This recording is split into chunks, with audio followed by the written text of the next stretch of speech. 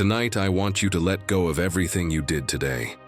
The conversations still replaying in your mind, the worries that keep spinning, the things you wish you'd done better. Let them all go. Just leave them here. Right now, only one thing matters. Coming back to yourself, your mind, your breath, this very moment. Take a deep breath. Because this isn't just another night. It's a chance to wake up tomorrow better than you were today. A chance to release what you can't control. And remember who you are beneath all that noise. There's a version of you that you haven't met yet. One that doesn't give up, doesn't self-sabotage, and doesn't hide behind fear. But that version won't appear out of nowhere. Every day you keep putting things off, it slips further away. Are you really going to let the best part of you stay buried forever? Today, you're going to start building the best version of yourself. But to do that, you need to learn how to think, decide, and act like the great Stoics did. Because only through this philosophy can you develop the inner strength, mental clarity, and discipline you need to completely transform. Trust me, what you're looking for isn't out there, it's inside you. And if you commit fully and stay with me till the end, you won't be the same person ever again. Inside every person there's a stronger, wiser, calmer version of themselves. But that version doesn't show up when everything's going well. It shows up when life puts you to the test. Let me prove it to you with this story. Year 176 AD. In a military tent in the northern part of the empire, the most powerful emperor in Rome sits silently in front of his mentor's body. Outside, the soldiers speak in hushed voices. The wind shakes the canvas, and the scent of damp earth fills the air. Marcus Aurelius, exhausted, can barely breathe.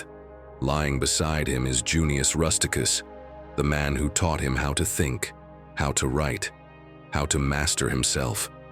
For years, he had been his guide, his mirror, his conscience. But now he's gone. Marcus runs his hand over the parchment his mentor used to write on. The letters seem asleep. No one else sees it. But at that moment, Marcus feels something he's never felt before. The weight of having to carry on alone. Rusticus had taught him virtue, composure, serenity. But now he understands that none of those teachings matter if you don't live them when the teacher is no longer around. There's no more advice, no more corrections. All that's left is his own mind, his own judgment. That night he gives no orders. He doesn't write speeches. He writes for himself, not with pride, but with urgency. He writes to remember who he wants to be when no one is watching, when the world falls apart, when the master's voice goes silent. The first lines are clumsy, but over time they'll become his daily practice. What began as a private exercise will eventually become the book we now call Meditations. But he doesn't write thinking of history. He writes to survive. Each word is a chisel striking his character. Each reflection, a step toward clarity. Every night he repeats the same ritual. Examine his thoughts, his actions, his intentions. He's not chasing perfection. He's searching for truth.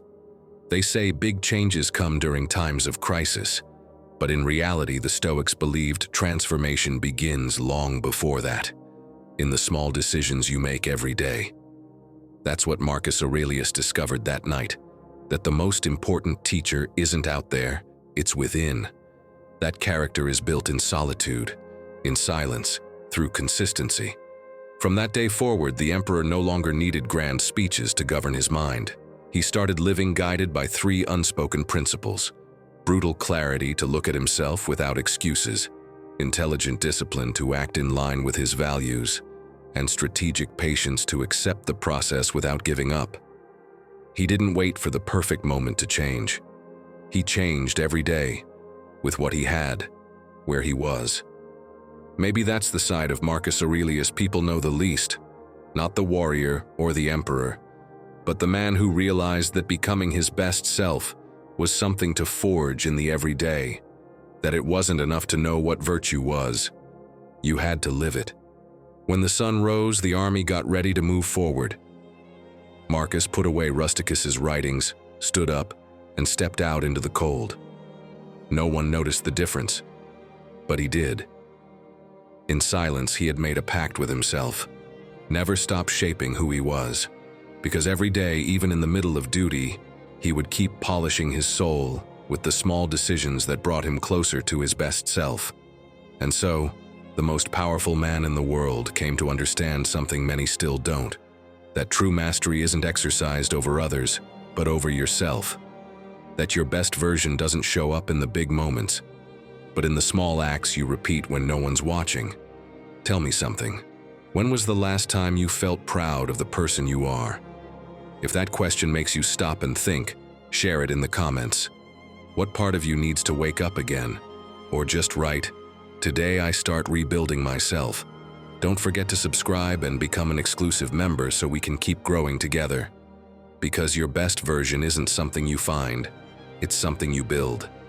Shall we begin? Lesson 1. Stop waiting for the perfect moment. Picture this: you're standing in front of a block of marble. In your hands, you're holding a chisel and a hammer.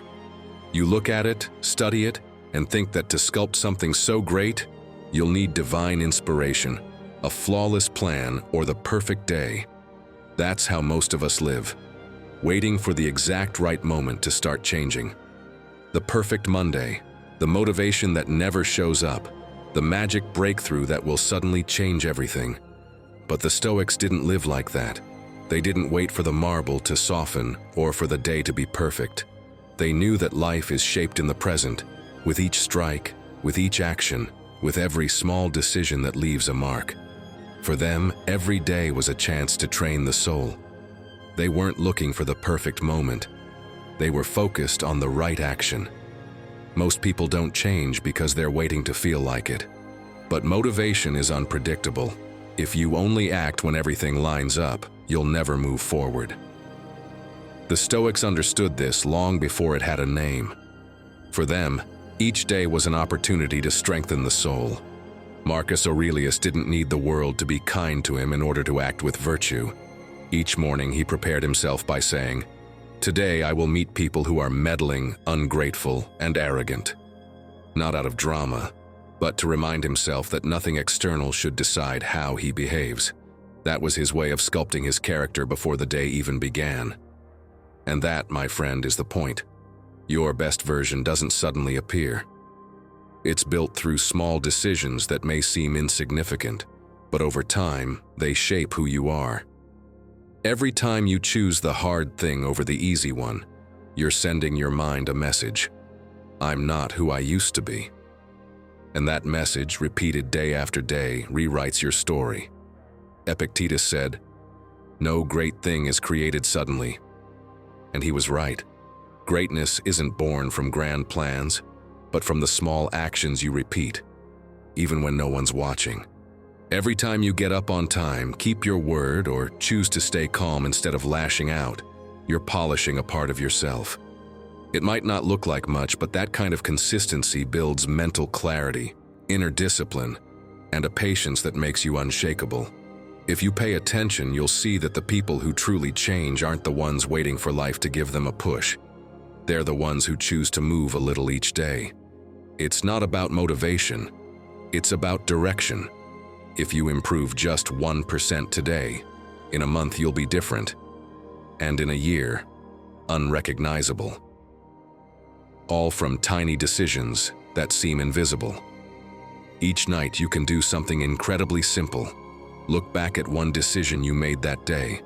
Ask yourself, did I act like the person I want to be, or like the person I used to be? Not to judge yourself, but to wake up. That daily check-in is like switching on a flashlight in the dark. It shows you where you are and where you're headed. And yes, sometimes it'll feel like you're not making progress, that results are slow, that everything still looks the same. That's when strategic patience comes in, and we'll talk more about that later. The Stoic doesn't measure progress by speed, but by direction. Even if you're moving slowly, if you're still on the right path, you'll get there. So stop waiting for everything to line up. The perfect moment doesn't exist. If you wait to feel ready, fear will win. Start today with what you have, from where you are. You don't need to change your whole life. Just take one step that's aligned with the person you want to become. Don't underestimate the small stuff. Every time you choose effort over excuses, you're casting a vote for your best version. Every time you resist laziness, do the right thing when no one's watching, or choose calm over reaction, you're strengthening your mind. And that mind, trained every day, is the one that will get you everything you're looking for. Remember, life doesn't change when you plan it. It changes when you act. Marcus Aurelius didn't become wise by waiting for peace. He became wise because he trained himself in the middle of chaos. You can do the same. You can start building your best version today. You don't need a special date or a perfect plan. You just need one small but courageous decision. Because when you choose action over waiting, when you take control of your life with clarity, discipline, and patience, change stops being a promise and becomes reality. The sculpture is already inside the marble. You just have to start chiseling. And every strike, no matter how small, brings you closer to the person you've always wanted to be. Lesson 2. Build your inner strength. Everyone wants to change their life, but few stop to ask, what foundation am I building on? Many chase results without first laying the base that will hold them up when everything starts to shake. Imagine your mind as a walled city. If the walls are weak, any word, emotion, or criticism breaks through. But if they're solid, nothing external can bring you down. That's how the Stoics understood true strength, not as something physical, but as a mental structure built on principles, clarity, and calm. They weren't trying to conquer the world. They were trying to govern themselves. Modern life teaches us to strengthen the body, the bank account, the image. But, my friend, none of that means anything if your mind is still fragile. True strength doesn't show in your muscles. It shows in how calmly you respond when everything goes wrong. And that inner strength isn't built overnight. It rises from small daily choices, shaped by clarity, discipline, and patience. That is the foundation of all real transformation. If you truly want to become your best version, the one that stands firm even when the world changes, you need to build 3 essential pillars. These are the same ones the great Stoics practiced, and you can start applying them today. Brutal clarity, intelligent discipline, and strategic patience. The first pillar is brutal clarity. Marcus Aurelius practiced it every night. He didn't write in his journal to impress anyone. He wrote to see himself clearly. His writing was his mirror. That's where he faced his fears, his ego, his mistakes. He didn't lie to himself, he observed. And that's what's often missing, the ability to look at yourself without filters, without excuses, without decoration. When you say, "That's just how I am," what you're really saying is, "I don't want to change." But when you dare to look at yourself without judgment, you discover what parts of you need work. Clarity doesn't come all at once. It shows up when you start asking uncomfortable questions. Why do I react like this? What am I avoiding? Am I living by my values or just out of habit? If you ask yourself those questions every day, you create space to build from truth. Because there is no real change without radical honesty with yourself. The second pillar is discipline. Seneca said that a free man is one who rules over himself. Discipline isn't rigidity, it's freedom. Think of every emotion as a wild horse. If you let it run loose, it drags you. If you try to kill it, you lose part of yourself. But if you learn to guide it, you move far without destroying yourself. That's how the mind works. Discipline isn't about repressing. It's about learning how to direct your energy toward what makes you stronger. So don't rely only on willpower. If you have to fight with yourself every day just to do the right thing, you'll end up exhausted. Design your environment to help you. If you want to read more, leave a book on the table.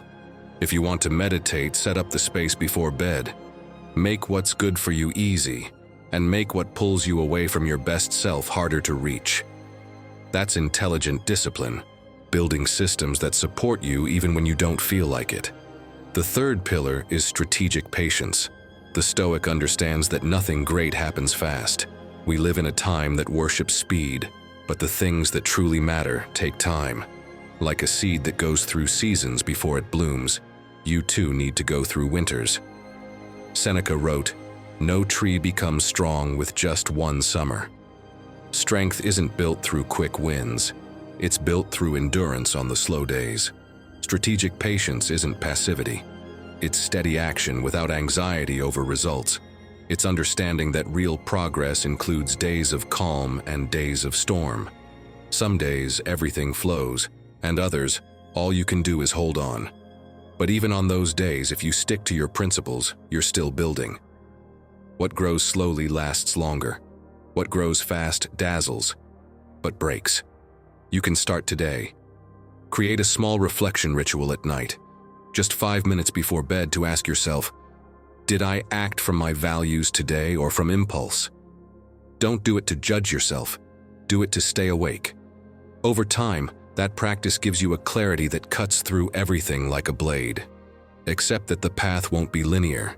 Some days you'll feel calm, others like everything is falling apart. But each one of those days shapes your character. It's consistency that turns stone into sculpture. Don't chase motivation, chase coherence. That's real stability, the kind that doesn't depend on mood, but on your commitment to what you know is right for you. Building your inner strength doesn't mean isolating yourself from the world. It means learning how to live in it without breaking. When your mind has strong walls and a clear purpose, nothing external can control you. That's when you realize true strength isn't resisting life, it's flowing with it without losing yourself. So now tell me, what part of your inner strength needs rebuilding? Tell me in the comments, or simply write, "Today, I begin to strengthen my mind." Because the change you're looking for doesn't start when everything is calm. It starts the moment you decide, from today, to build yourself brick by brick into the person you've always known you could become. Lesson 3. Improve 1%. Each day, picture yourself looking in the mirror one morning, promising to change. You start off full of energy, that fresh determination of someone who feels the moment has finally come to start, for real. But as the days go by, the motivation fades. You slip back into old habits, familiar excuses, not because you don't want to improve, but because you're expecting change to happen all at once. We've been tricked into thinking transformation is sudden, but the Stoics knew the truth. Real change isn't measured in days. It's built through consistency. Epictetus understood this from a young age. He was born a slave. He had no freedom or power, but each day he trained the one thing no one could ever take from him: his mind. He observed himself, mastered himself in the everyday. He didn't wait for the world to be fair before he started growing. He started anyway. To every humiliation, he responded with calm. To every hardship, with reflection. Slowly, he sharpened his character until it became unbreakable. Not because the world changed, but because he did. Centuries later, writer James Clear popularized an almost identical idea in his book Atomic Habits: improve by 1% each day. What Clear expressed through data, Epictetus had already lived with his soul. Both understood the same truth. Meaningful change doesn't come from giant leaps, but from small steps, repeated with intention. Epictetus used to say, "No great thing is created suddenly." And he wasn't just talking about outward success. He was talking about the soul. Epictetus didn't become wise on some random day. He earned it through countless invisible victories, through silent training, through steady growth, like a drop of water falling on a stone. It doesn't break it with force, but with persistence. That's how character is forged. That's how the mind is trained. You are the drop, and your life is the stone. Every time you choose to act with patience, with calm, with integrity, you're shaping a part of yourself. At first, it won't show, and that's frustrating. But time, my friend, always rewards the ones who keep going. What seems like a small gesture today will become part of your strength tomorrow. Believe me, you can do it. If my friend Daniel could, so can you. He used to start everything with fire and abandon it halfway. New habits, new goals, new plans.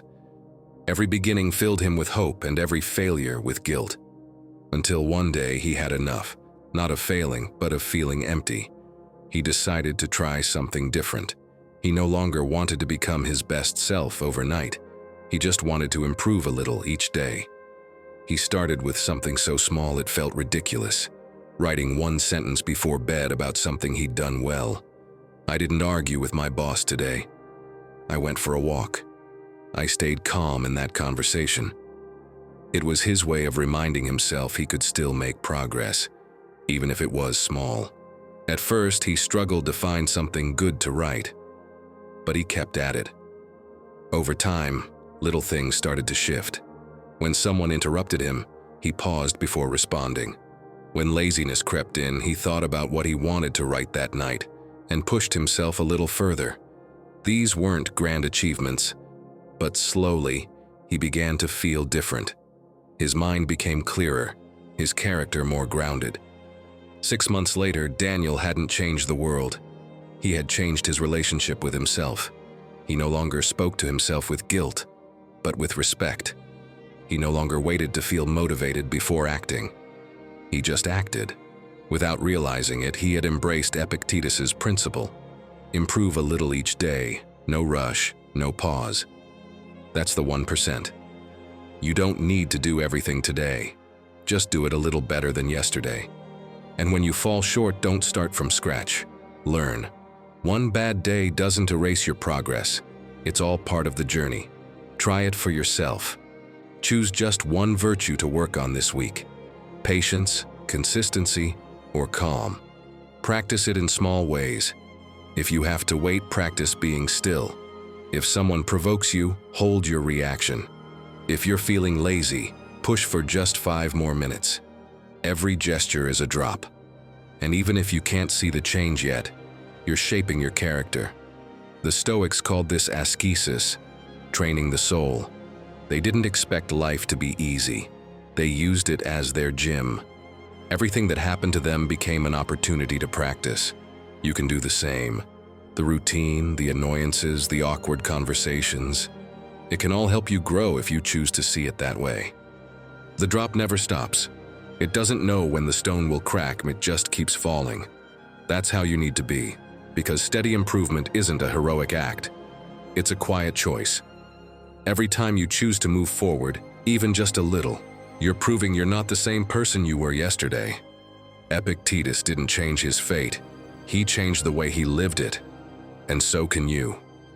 You don't need a perfect life to grow. Just one daily decision to keep sharpening your mind. Lesson 4. Be the kind of person you say you admire. Think about this. Rome, sunrise. The sun hasn't yet touched the columns of the imperial palace. Marcus Aurelius sits alone, a parchment and a stylus in his hands. Outside, the world is waiting, full of noise, commands, and battles. But before facing any of that, he asks himself a question most people avoid. What kind of man do I want to be today? He's not thinking about victories, politics, or power. He's thinking about his character, about living with dignity, with calm, with truth. And he writes, "The perfection of character is this, to live each day as if it were your last, without frenzy, without laziness, without pretending." He wasn't doing it for anyone else, he was doing it for himself. Those pages weren't a diary of victories. They were a mirror of coherence. Marcus Aurelius wasn't focused on what he wanted to achieve, but on who he was becoming. Because achievements fade, but identity stays. And that's the question you should be asking yourself too. Who are you choosing to become with every action? Because every gesture, every word, every choice is building your character, for better or for worse. Now imagine this. You're following someone you deeply admire. It could be a philosopher, an athlete, a friend, or even someone anonymous, but with a calm, steady presence that inspires you. You watch how they stay centered while others lose control. You see them keep their word even when no one's watching. And you think, I wish I were like that. But here's the truth. You can be, if you start acting like that person would, right here and now. Maybe you say you value discipline, but you keep putting things off. Maybe you say you admire calm, but you let anger drag you around. Maybe you claim to value honesty, but you lie to avoid discomfort. Saying what you believe doesn't make you that person. Acting on it does. Every action is a silent vote for the identity you're building. Marcus Aurelius wasn't born wise. He built himself. In the middle of war, exhaustion, and power, he practiced coherence. Every morning he woke up with one intention: to not let the world steal his calm. And even though he was an emperor, he understood that the greatest mastery is self-mastery. His true victory wasn't conquering land, it was staying at peace with himself. Stoicism teaches that living according to nature doesn't mean settling for mediocrity. It means acting according to your reason and your values. You don't have to invent a new identity. You just have to rediscover the best part of you. That strong, calm, and consistent version of yourself is already there. It just needs you to start acting like it. Now, my friend, think of someone you truly admire. But this time, flip the scene. Imagine that instead of following them, you followed yourself for a whole day. From the moment you wake up to the moment you go to bed. Watch yourself with honesty. You say you want to be disciplined, but you hit snooze 3 times. You say you value serenity, but you lose your cool over traffic or one comment. You say you want to live with purpose, but spend hours distracted by things that don't matter. That gap between what you say you admire and what you do each day, that's the invisible wall keeping you from your best version. Here's the good news. You don't need to break that wall down in one blow. Just start acting differently, even a little. Because every time you choose to behave like the person you admire, you're getting closer to becoming them. Every decision, no matter how small, is a silent vote for the identity you're shaping. When you say, "I want to be disciplined," but skip your commitments, your mind learns that your words don't mean much. But when you act with discipline, even when you don't feel like it, you're training your character. It's like telling your mind, "This is who we are now." Actions shape identity, not intentions. That's the key. Stop waiting for the perfect moment to act. Identity doesn't change through thinking. It changes through movement. Act first. The feeling comes later. Seneca said it best. Act the way you want to be, and soon you'll be the way you act. Don't wait to feel strong before acting like someone strong. Start today, even if it feels forced. Every repetition counts, every effort builds. And one day, without realizing it, that way of acting will feel natural. There's a moment when everything changes, when you stop asking, "What should I do?" and start asking, "What would my best self do right now?" That one question can change everything, because it doesn't push you into the future, it anchors you in the present. It forces you to decide with clarity and intention. It reminds you that what you do now is writing the story of who you are. And here comes one of Stoicism's most powerful lessons. Who you are when no one is watching. That's who you really are. The Stoic doesn't seek recognition. He doesn't need an audience. His integrity is his refuge. His fulfillment comes from living in alignment with his values, even if no one notices. That's why his life has meaning. Every single day, even the hard ones. Remember this, goals are achieved and forgotten. But when you become someone with purpose, every day matters, even the difficult ones. Because the Stoic isn't chasing results, he's chasing coherence. And when he finds it, his entire life shifts. Tell me in the comments, what quality of the person you admire are you going to practice today? Or just write, "Today I act as my best version." Because there's no better moment to become that person than right now. Here, today. Lesson 5. Failure doesn't defeat you, it trains you. Think about the last time you failed at something. Maybe you spent weeks preparing for an important presentation. You barely slept, redid your slides a dozen times, and when the big day finally came, something went wrong. You stumbled over your words, forgot a key part, and noticed people losing interest. You finished early, feeling like you'd ruined everything. And the first thing you did was blame yourself, right? You walked home replaying every mistake, with that voice in your head whispering, "Why didn't I do better?" You felt shame, frustration, even anger at yourself. But let me tell you something. The only thing that takes a step back when you fail is your ego. You keep moving forward. Because even if that presentation didn't go as planned, you walked away with something far more valuable, the experience that helps you do better next time. What truly shapes you isn't the result. It's your ability to look at your mistakes without giving up. That's the same lesson Seneca learned from his own failures. He was an advisor to emperors, but he was also unjustly accused, exiled, and betrayed by those he trusted most. That's why he wrote, "No man was ever wise by chance." He didn't say it from a comfortable life, but from experience. He lived through loss, exile, political failure, and betrayal. Yet he never saw them as tragedies, but as part of the process of becoming stronger and more aware. Because wisdom, like strength, doesn't come from success. It's born from calmly observing your mistakes and learning from them. Now imagine your life as a laboratory. Every decision you make is an experiment. Some work, some don't, but all of them teach you something. The problem is that most people treat failure like an exam, when in reality, it's practice. Every time something goes wrong, life is giving you valuable information about how you think, how you react, and where fear still controls you. The Stoic is like a scientist, testing, observing, adjusting, and trying again. They don't punish themselves for failing, they learn from it. Because failure doesn't define you, it reveals you. And what you do after you fail defines who you're becoming. We all fail. The difference lies in what happens next.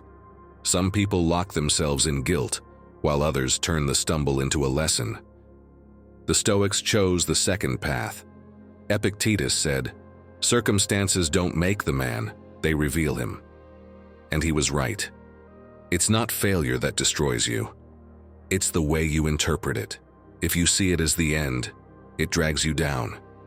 If you see it as training, it builds you up. It's like learning to shoot an arrow.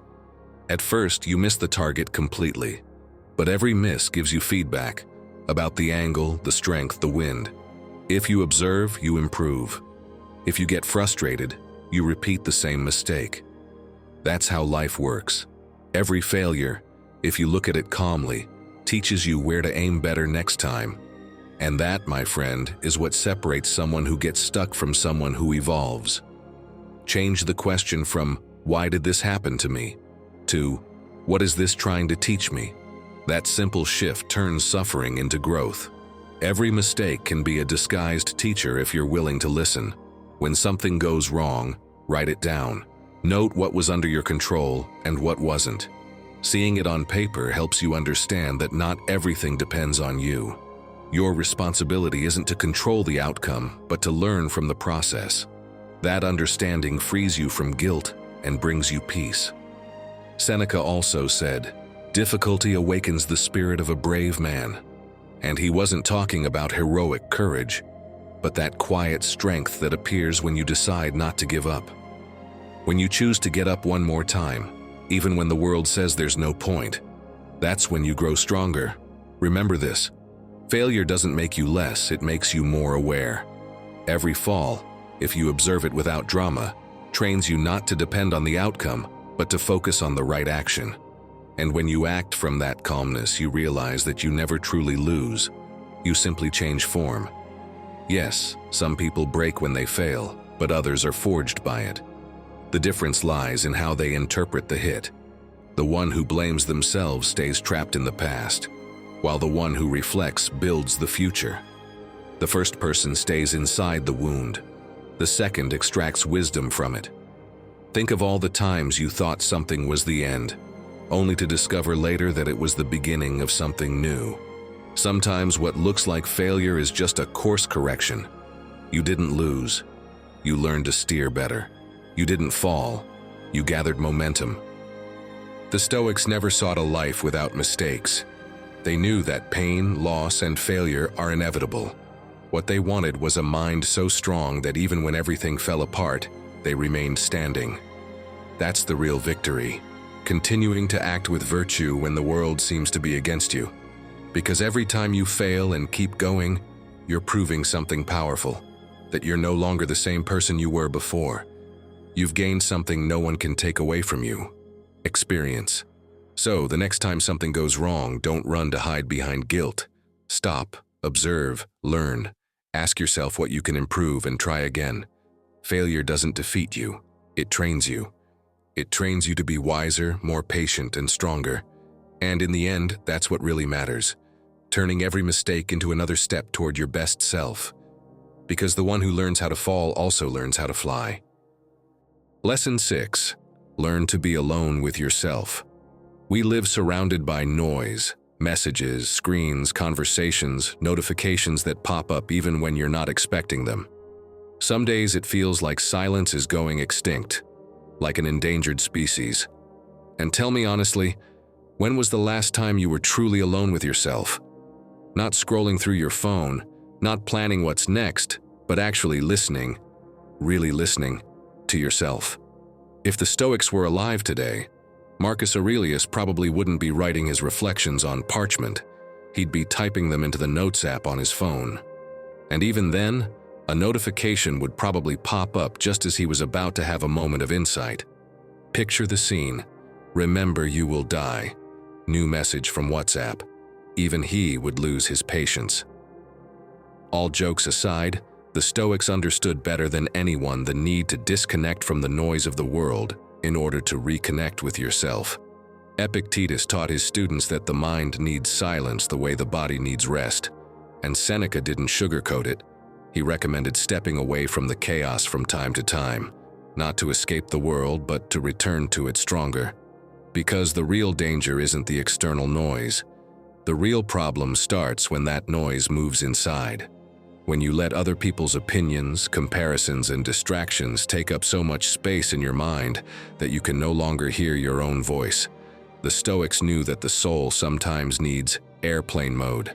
No connection, no interference, just you, with yourself. Imagine coming home after a long day.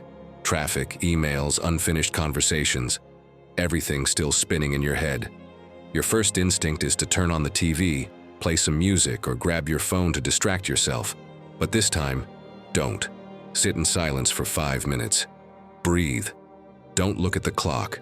Don't try to fix anything. Just notice what's going on inside. It might feel uncomfortable at first, I know.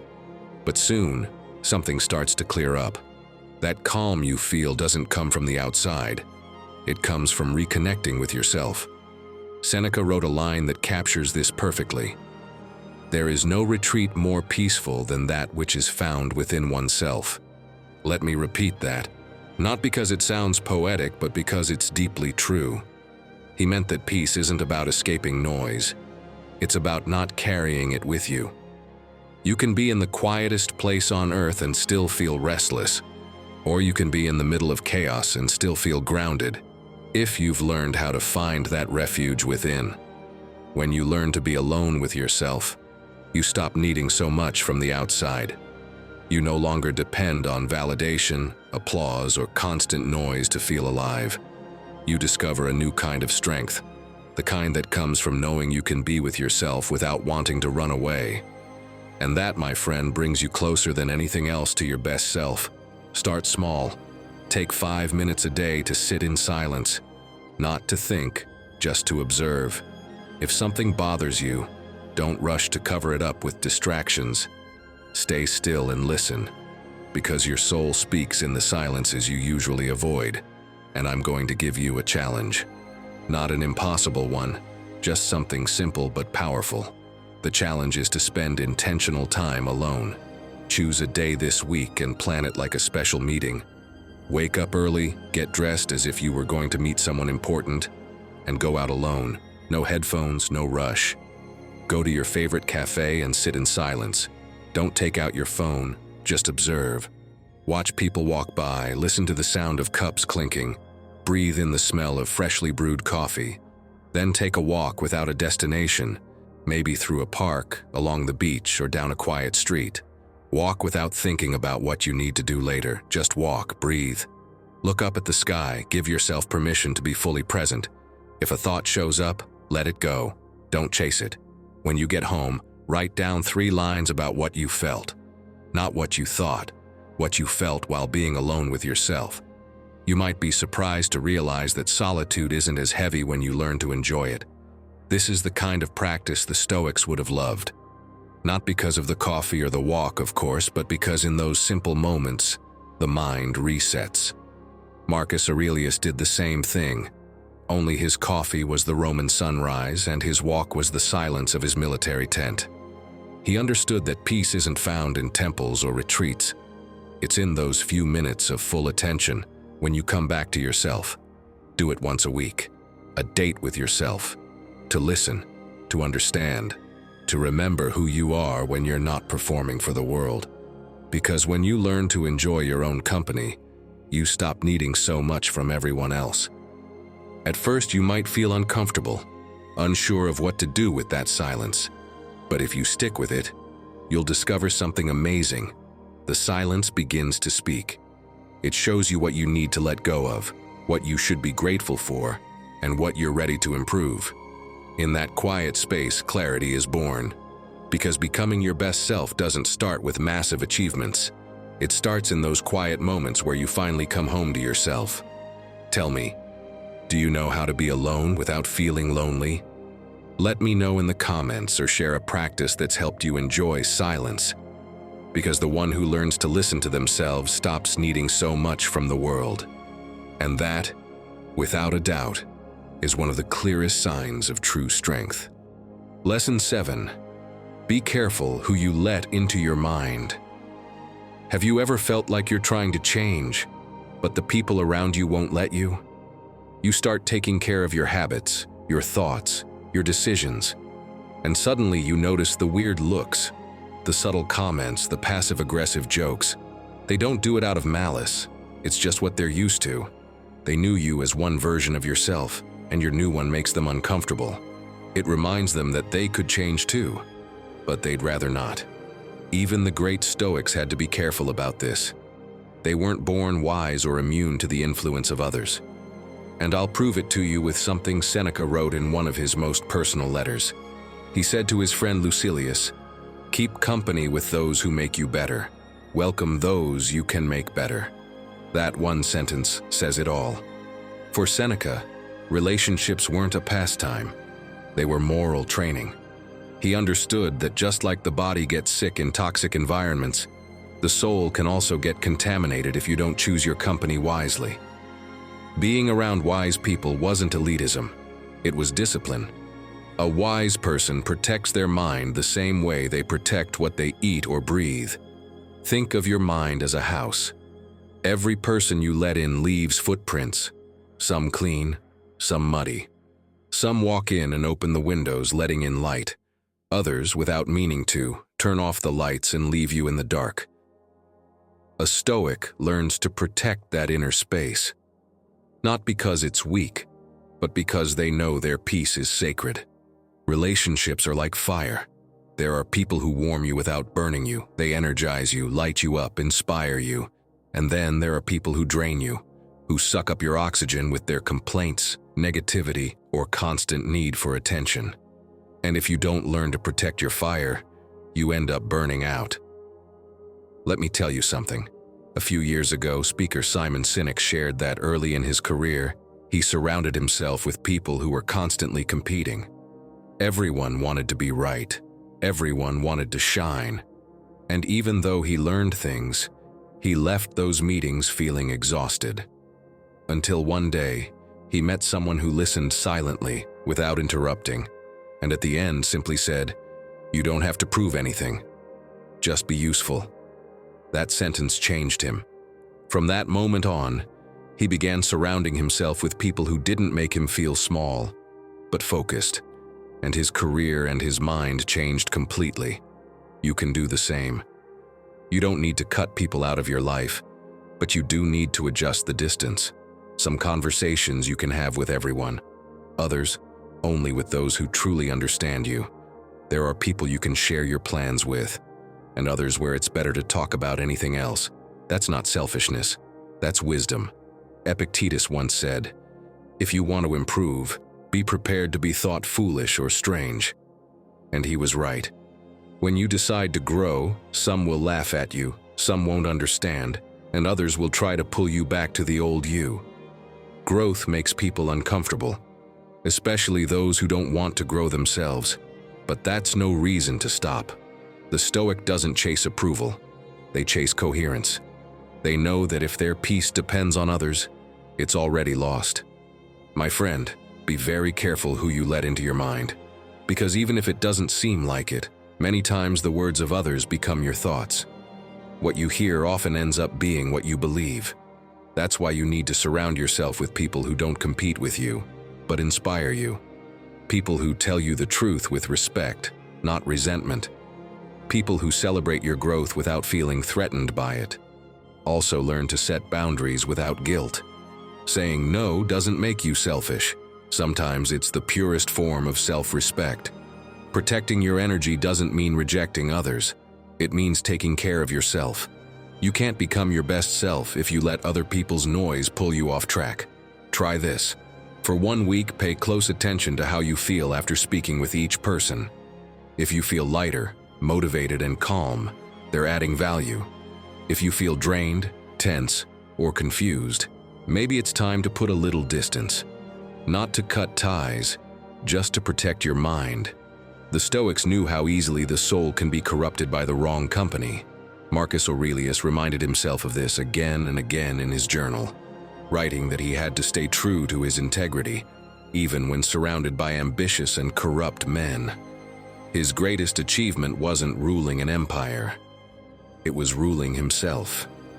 Taking care of your relationships doesn't mean closing yourself off from the world. It means opening up wisely. Because if your environment doesn't lift you, it drags you down. And a soul that wants to grow can't stay chained to the past. So here's your challenge for today. Choose carefully who you share your time and your thoughts with. Notice who pulls you toward your best version and who pulls you away from it. Because just like the body, your mind needs good company to stay healthy. And if you feel like something inside you is waking up, don't fight it. Take the next step. There's another video waiting for you that can help you keep building that version of you that's already starting to shine through. Watch it now, before you slip back into the same distractions as always. Lesson 8. Accept your reality before you transform it. Most people don't change because they don't accept where they are. And if you don't know your starting point, how can you expect to get somewhere else? Many want to jump straight to the part where they're successful, balanced, and fully evolved. But before you build that new life, you have to take a hard look at the one you already have, without filters, without self-deception. That's exactly what Stoicism teaches. The first step to transformation isn't running away from your reality. It's observing it calmly. The Stoics weren't trying to control the world. They were trying to understand it. They knew you can't steer a ship if you don't first recognize which sea you're sailing. In the middle of Rome's chaos, Marcus Aurelius wrote one of his most powerful lines: "Love whatever happens to you, because it is woven into your destiny." He didn't say it from resignation. He said it from wisdom. Amor fati, the love of fate, isn't about giving up. It's about recognizing that everything that happens, even the things you didn't choose, can serve your growth. It's about accepting that your current reality isn't the enemy. It's your starting point. Picture an architect. Before designing a building, they need to study the land. They can't build on a surface they haven't measured, examined, or understood.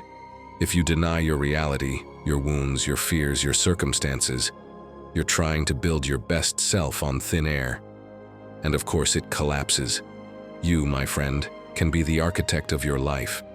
And trust me, acceptance isn't surrender. It's the courage to face your life exactly as it is. No sugarcoating, no pretending everything's fine.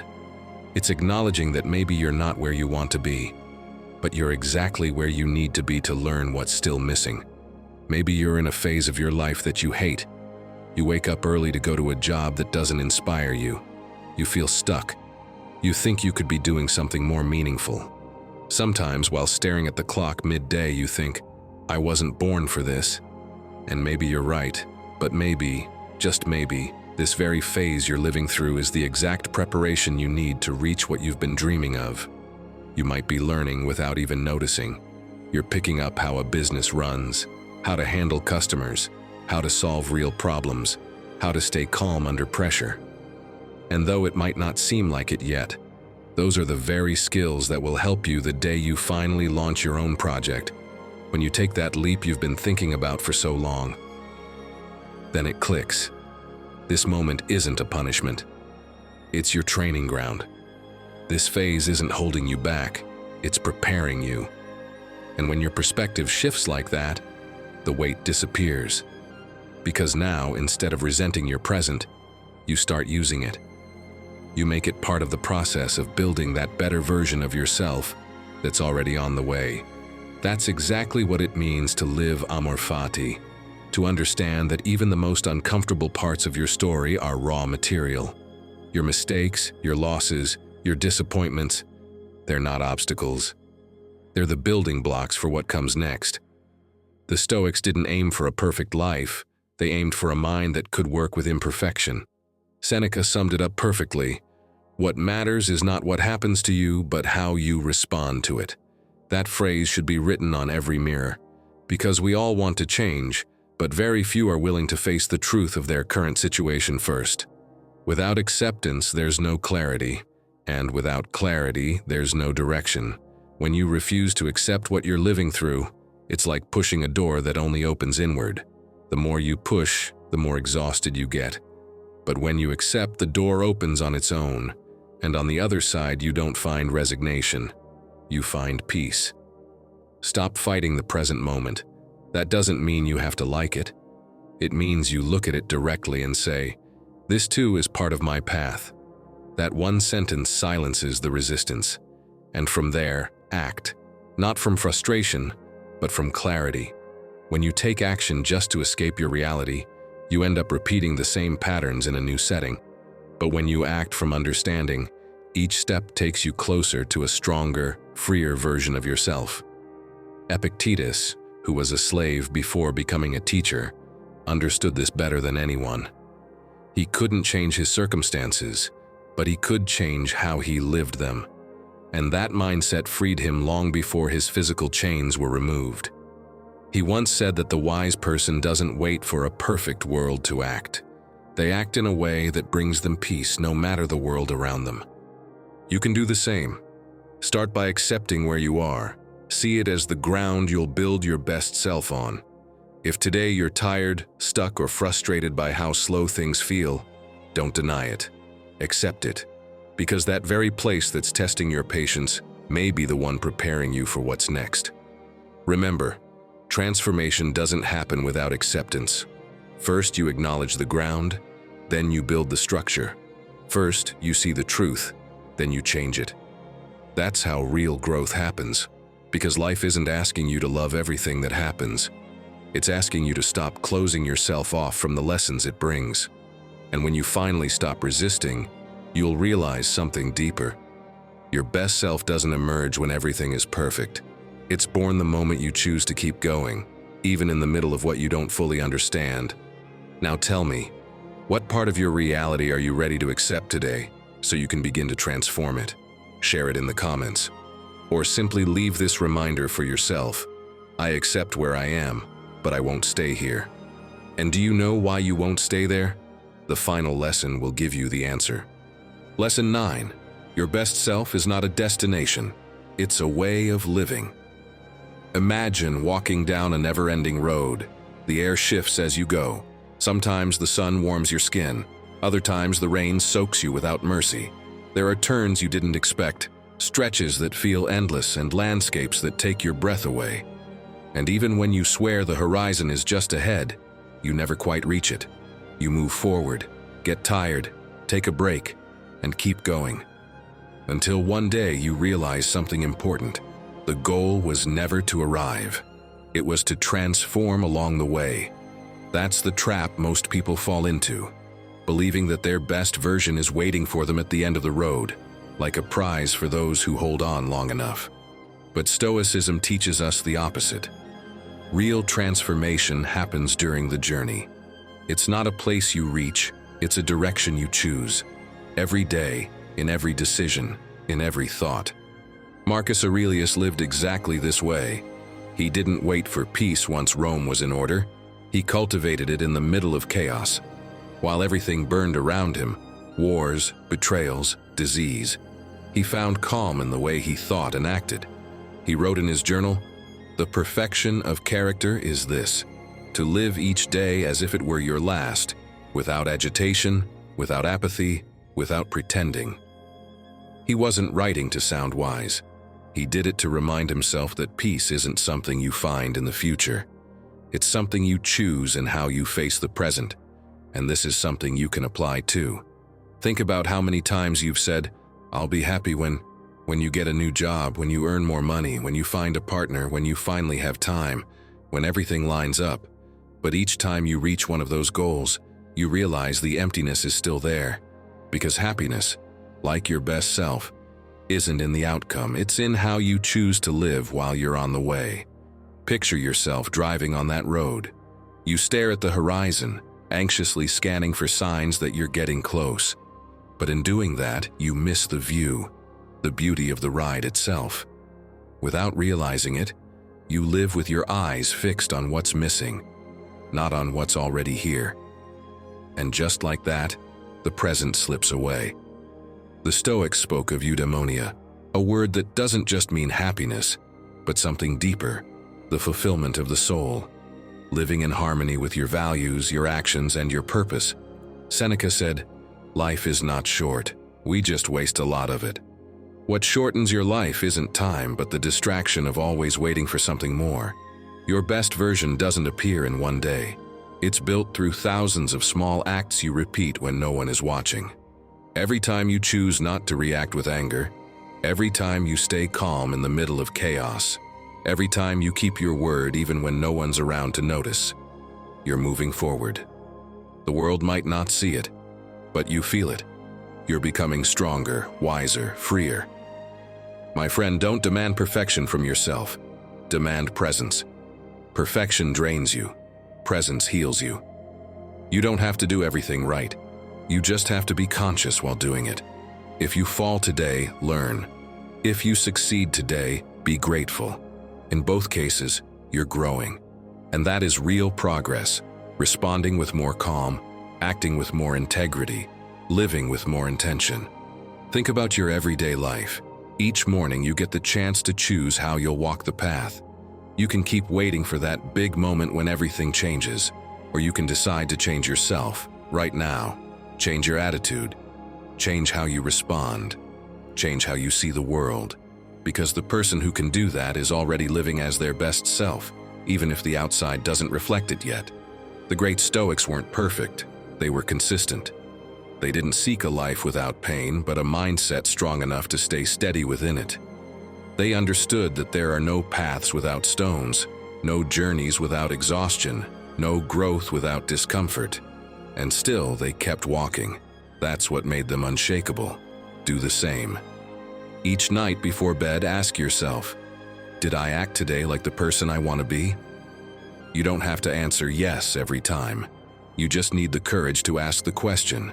Because the moment you ask it, you're already awake. Your best self doesn't show up all at once. It's born each time you choose to act from calm, from virtue, from awareness. Don't look for it in the distance. It's in every decision, in every step you take, in every thought you choose to hold. Walk slowly, but with purpose. Let each day be a chance to get just a little closer to the version of yourself that already lives within you. Because the person who walks with intention, even if they haven't arrived, is already living in their destination. You don't need to wait for everything to fall into place before you start changing. You already have what it takes.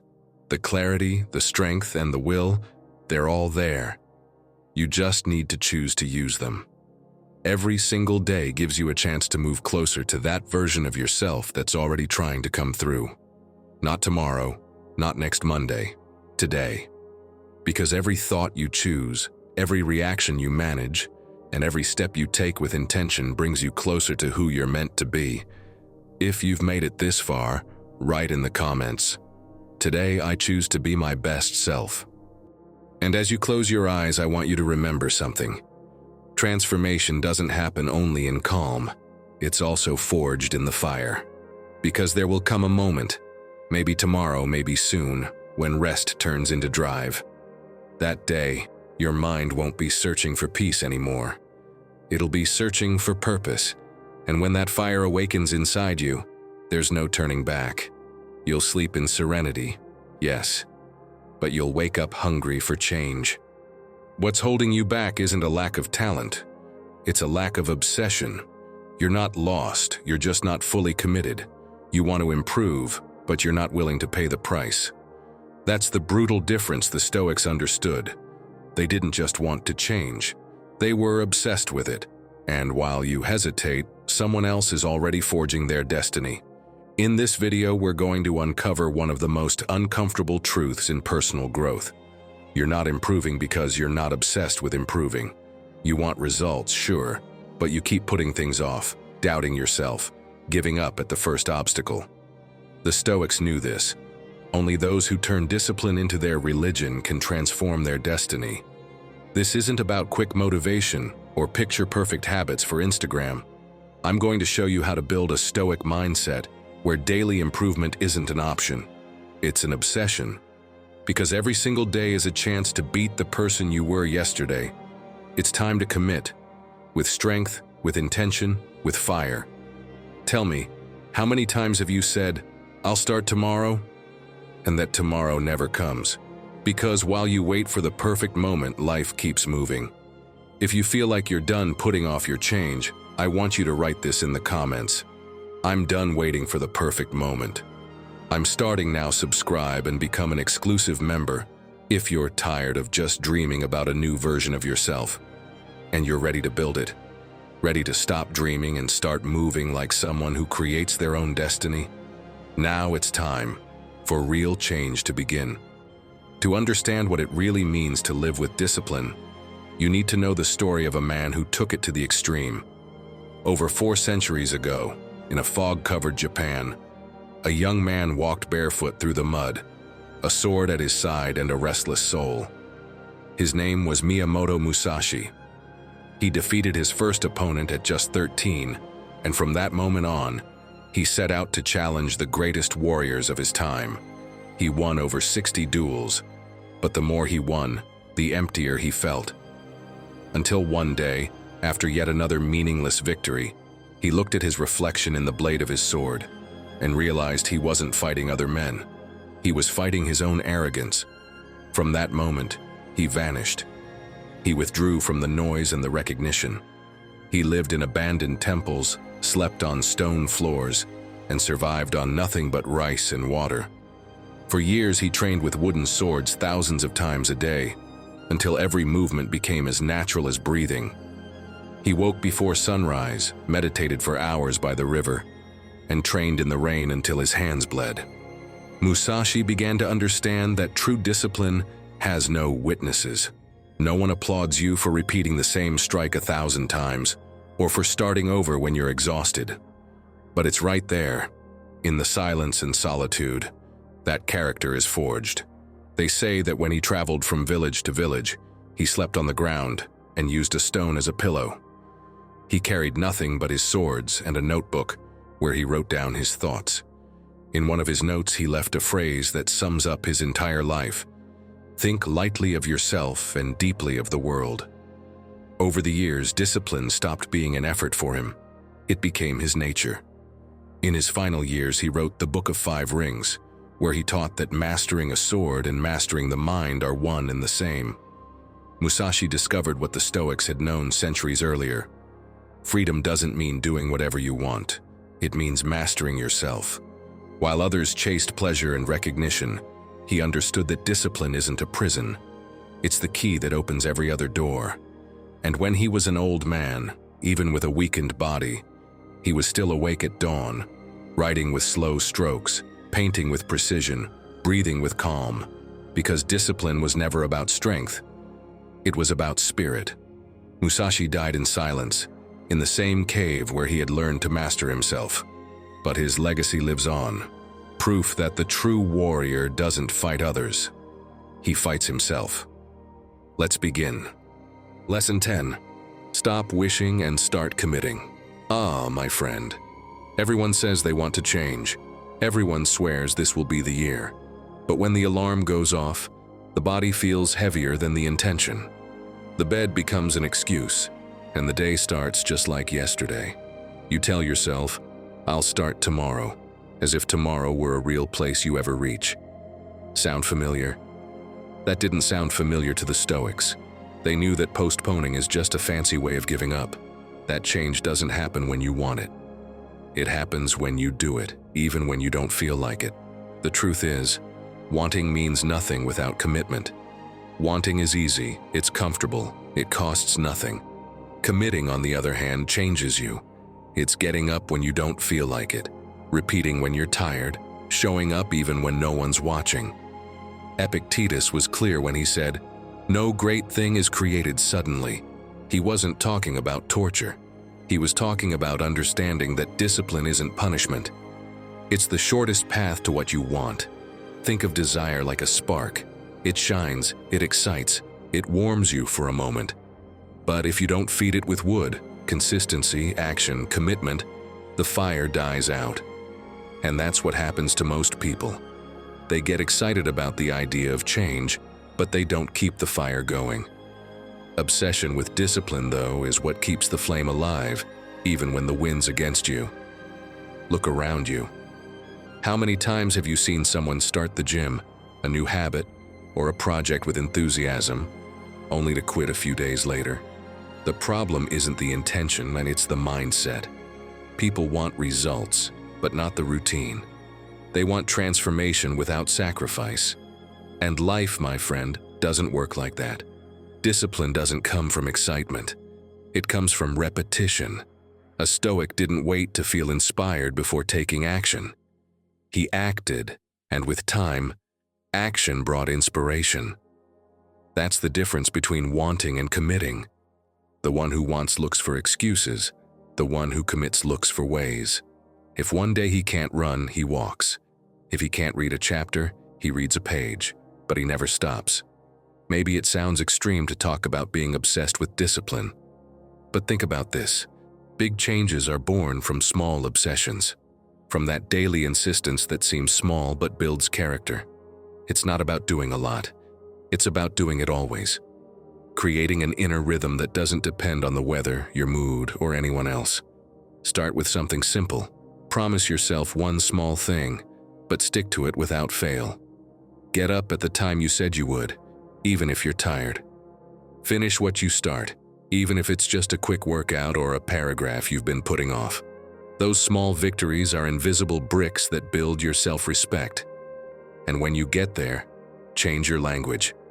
Stop saying, "I want to do it," and start saying, "I'm going to do it." It might seem silly, but your mind obeys the words you speak. When you talk in uncertain futures, you give yourself permission to not follow through. But when you speak with conviction, you prepare yourself to act. Every time you follow through with yourself, you strengthen a part of you that doesn't rely on anything external. That part that gets up without motivation. That understands that commitment isn't a feeling, it's an action. It's the same strength the Stoics cultivated. And today, it's what we call a modern mindset. It's not enough to want to be disciplined. You have to live like someone who already is. And don't fool yourself, and it hurts at the beginning. Your body complains, your mind makes excuses, your environment doesn't help. But every time you do it anyway, you send a clear message. I don't negotiate with myself. That phrase, said in silence, is worth more than any motivational speech. Real change happens when you become obsessed with the right action. When you do what you said you would, even when you don't feel like it. That's where freedom begins, in mastering yourself. You no longer depend on whether you're feeling inspired or tired, because your word weighs more than your mood. And one day you notice it. Not because someone points it out, but because you don't need to promise yourself anything anymore. You act without overthinking. You follow through effortlessly. You move forward without being pushed. You've crossed that line where discipline stops being an act and becomes your identity. The fire you once lit with desire now burns because of commitment, and it doesn't go out. Because when discipline becomes your nature, improvement stops being a try and becomes your way of living. That's how it all starts, with one small but firm step, with a decision that doesn't depend on mood but on purpose. Don't wait to feel ready. Do it anyway, because the perfect moment never comes, and life doesn't wait for those who wish. It waits for those who act. Your change begins when you decide to commit to yourself. Not tomorrow. Today. Lesson 11. Freedom isn't doing whatever you want. It's mastering yourself. Have you ever felt that, no matter how free you think you are, something inside you keeps sabotaging you? It even happened to the most powerful emperor in the world.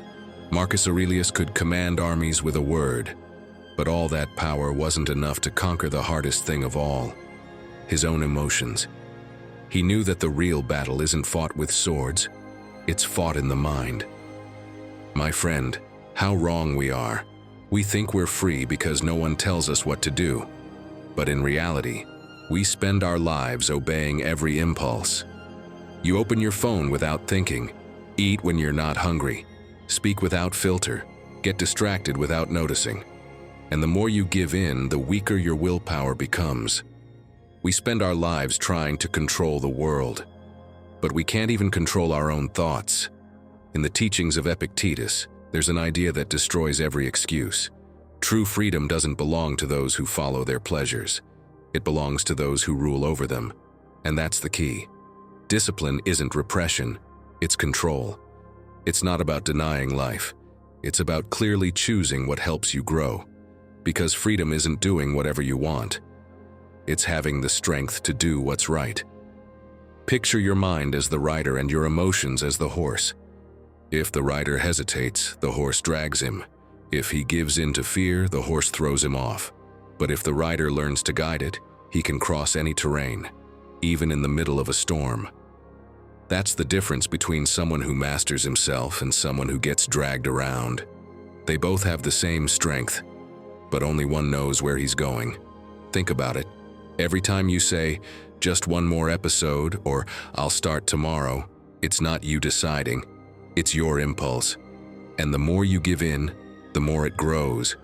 It's like feeding a beast that keeps wanting more. And eventually, that beast takes over your life. Back in the 1970s, psychologist Walter Mischel ran the famous marshmallow experiment. He placed a treat in front of a group of kids and told them they could eat it now, or wait 15 minutes and get 2. Years later, he found that those who could wait were more consistent, more stable and happier. Not because they were smarter, but because they had self-control. They knew how to delay gratification. That experiment reveals a truth the Stoics knew centuries earlier. Freedom isn't something you win once. It's something you practice every day. It doesn't come from your circumstances. It comes from your ability to choose consciously, even when every part of you wants the opposite. You can start with something small. Don't respond to every notification. Don't eat just because you're bored. Don't buy something every time the impulse hits. Learn to pause, to choose when to act, and when to let it pass. It's in that pause where your power begins. Marcus Aurelius used to write every night to remind himself that emotions couldn't be his masters. While the world saw him as an emperor, he saw himself as a student, a man fighting to stay grounded while everything around him was on fire. And that is the most powerful image of freedom, someone who could have everything and still chooses peace. Over time, that daily practice leaves a mark. You start noticing that you don't react the same. You can feel the emotion rising, but you choose not to follow it. You don't yell anymore. You don't justify yourself. You don't let yourself be ruled. No, now you hold the reins. Because true freedom doesn't sound like euphoria. It sounds like inner silence.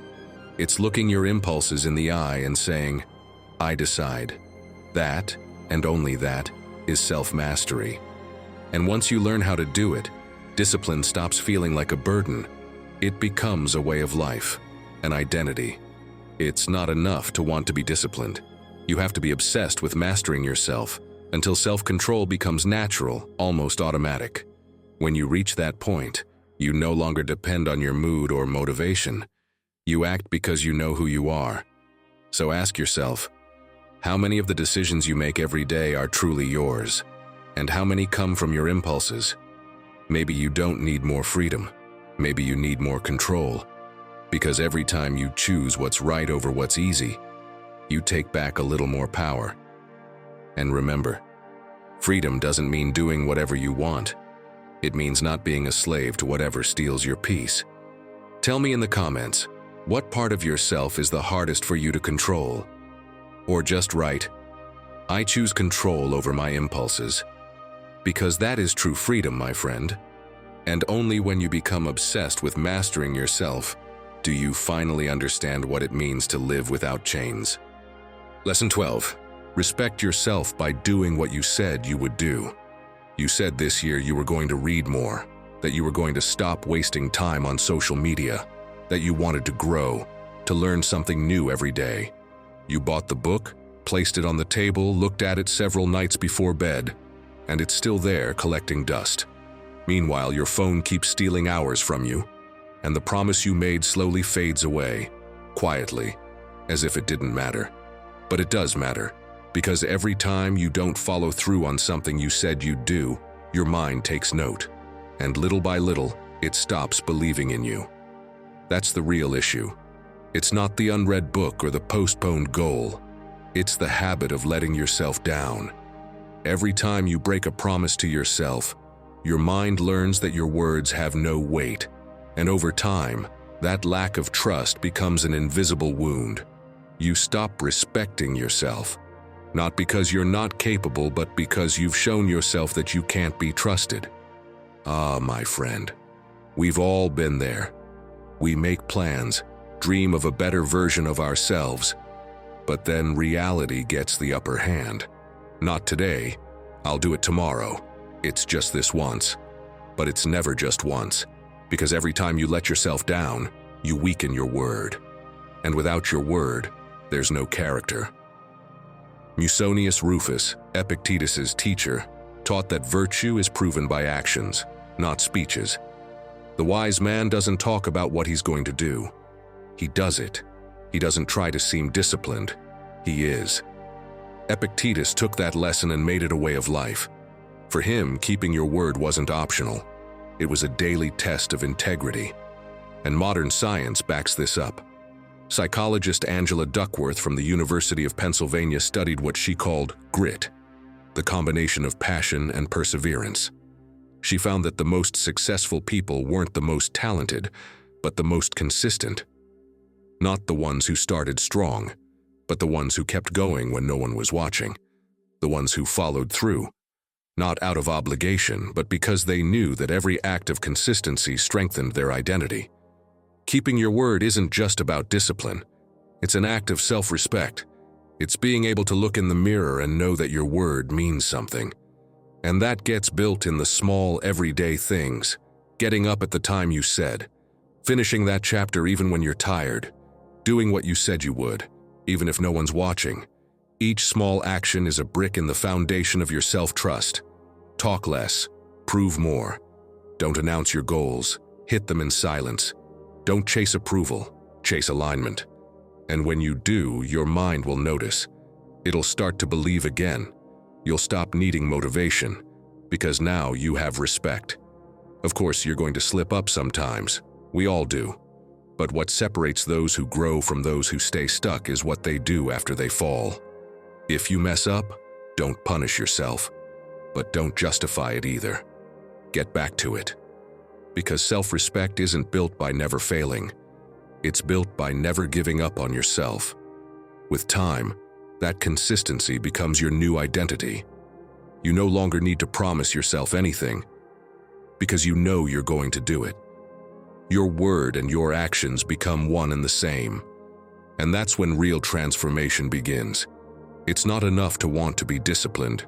You have to live like someone who follows through, until not following through feels impossible. Think of someone you admire. They're not perfect. They're consistent.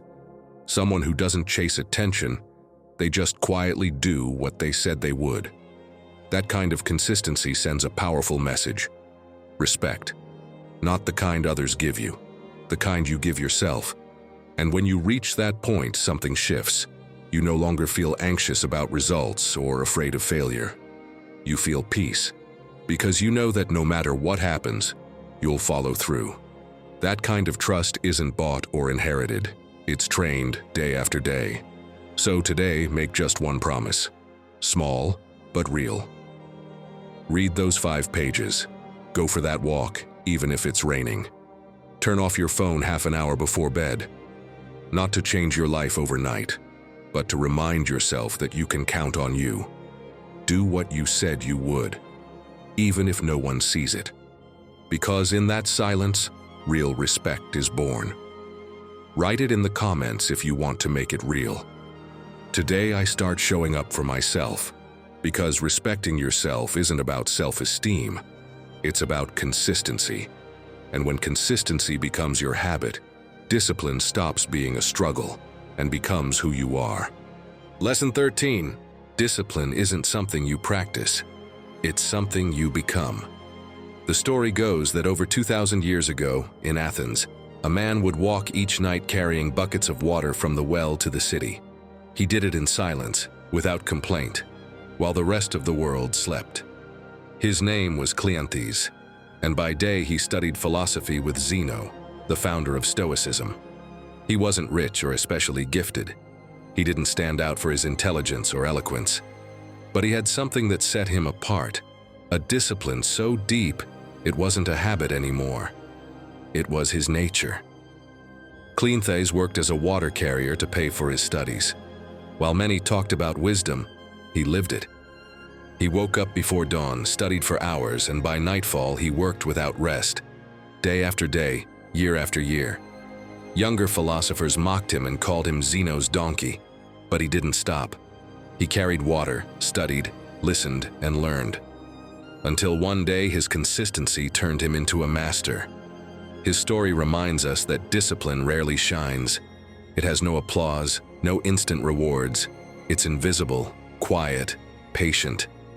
But once it takes root in you, everything changes. You no longer need motivation because acting with consistency becomes as natural as breathing.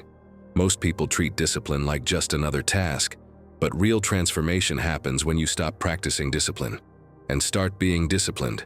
You don't do disciplined things. You are disciplined. You don't follow a schedule. You live in alignment with it. You don't force yourself to improve. You simply can't imagine not doing it. Think about it.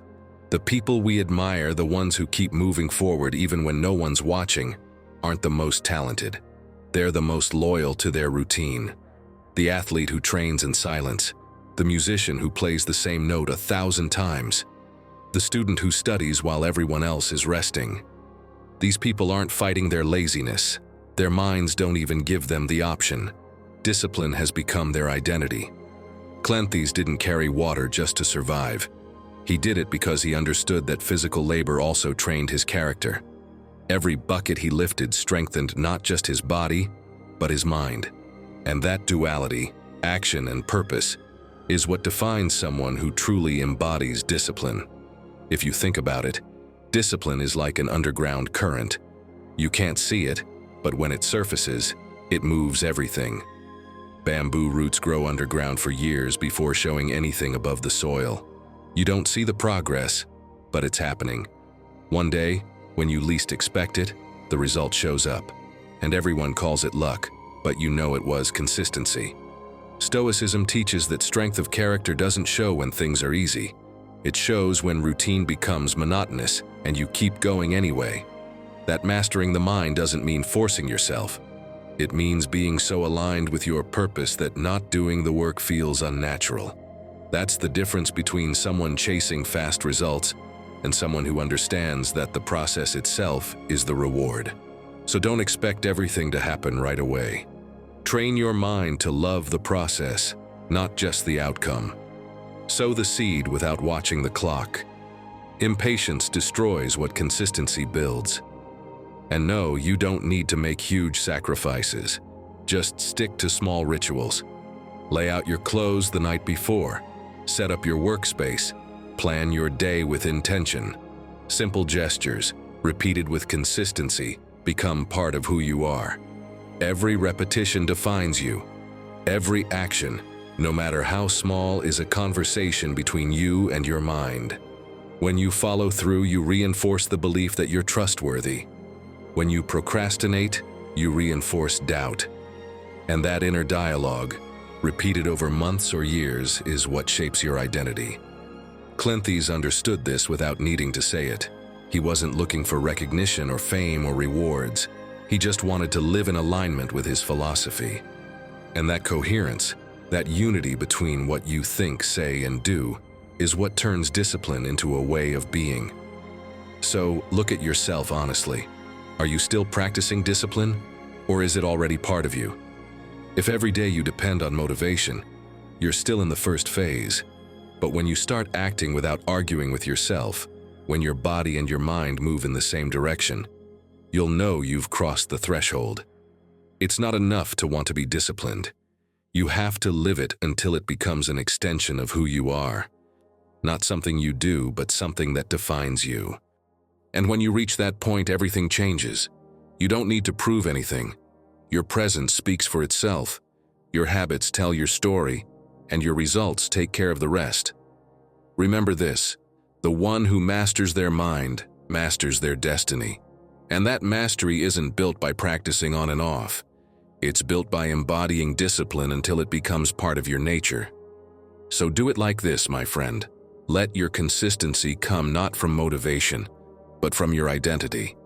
Because when you stop practicing discipline, and start being it, change is no longer a dream. It becomes your reality. Lesson 14. Your routine today is shaping your destiny. Picture this. Two people wake up at the same time. One gets up at the first sound of the alarm, drinks water, goes for a walk. While the world is still asleep, they're already in motion. The other one hits snooze, checks their phone, and stays in bed for another hour. Neither of them changes their life in a single day. But 6 months later, their paths look nothing alike. One has gained clarity, energy, self-respect.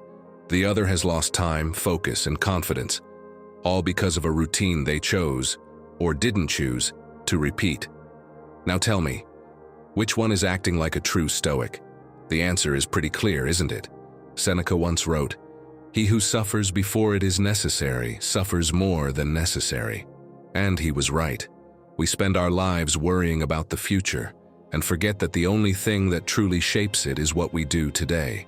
Not luck, not fate, not circumstances. Your routine.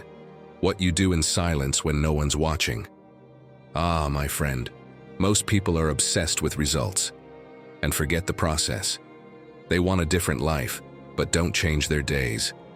And here's the harsh truth. You can't build a new future with old habits.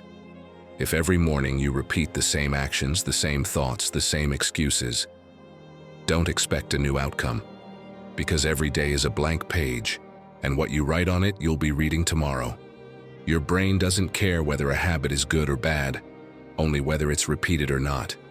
Every action leaves a mark. When you choose to give up, you train yourself to quit.